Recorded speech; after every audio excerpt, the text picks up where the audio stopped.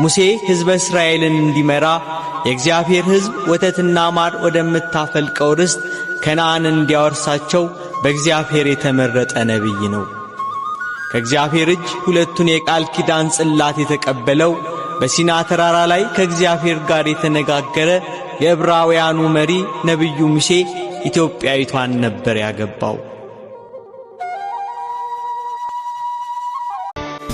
አመዲት ወንጌል ያባኮረ ዋሩቆዮ ኢራላማናኒ ማውበከለንታ የሎዮ አስሉዊ ሁበ ወኪና ለስተበልትት ውሻንትተና ዮንቶኪ ኦልታካየነት ማኪቀቲኪዮ ዲና ወስቲ ማዝማቴሶነ ማሬጫዊታቴ አቲን መጆታ አንዱኪን ጆር ዌሾማ የቶል ዌሾ አዱየን ሰባ ሐሶማ ሲደንቶል ሐሶ አዱ ሲደመን ሰባ ኢኮል ዋሬ ታውንቲቶል ዋሬንዱ ሰባ ኡራት ጎጭ ፎቃላ አገይቶል አንዱ ቦቃም ቢታኤን ጠኖም ቤሉ ኤደ አያለው እሰይ ማገዳይ ገር አው አያለው እሰይ ማቸማ ይወርቅም አያለው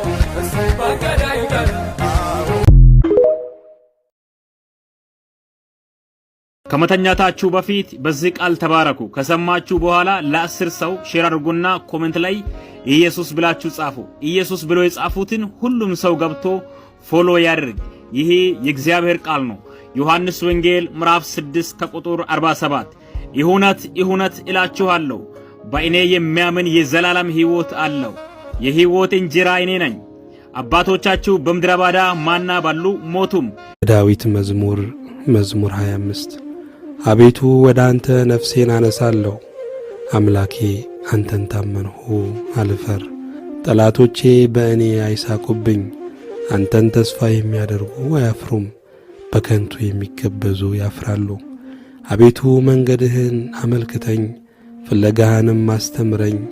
አንተ የመድኃኒቴ አምላክ ነህና በእውነትም ምራኝ። ብዙ ጊዜ ልብ ካላችሁ የሚመጥናችሁን ሰው ስታገኙ ፈተናዎች ይበዛሉ። የሚረዳችሁ፣ የሚያዳምጣችሁ፣ ከልቡ የሚያፈቅራችሁ፣ ለእናንተ ዋጋ የሚከፍል ምንም ነገር ለእናንተ ለመሆን ዝግጁ የሆነ ሰው ስታገኙ በመሃላችሁ እናንተ አንድ ላይ እንዳትሆኑ ብዙ ፈተናዎች ይገጥሟችኋል። ለምሳሌ የሃይማኖት ልዩነት፣ ቤተሰብ አለመፍቀድ፣ የቦታ ርቀት ወይንም ደግሞ መጥፎ ጓደኛ። ግንኙነታችሁ ጠንክሮ እንዳይቀጥል ትክክለኛ ፍቅር ስለሆነ መሃላችሁ ፈተና አይጠፋም። ልጁ በጣም ይረዳሻል፣ እሷም በጣም ትረዳሃለች።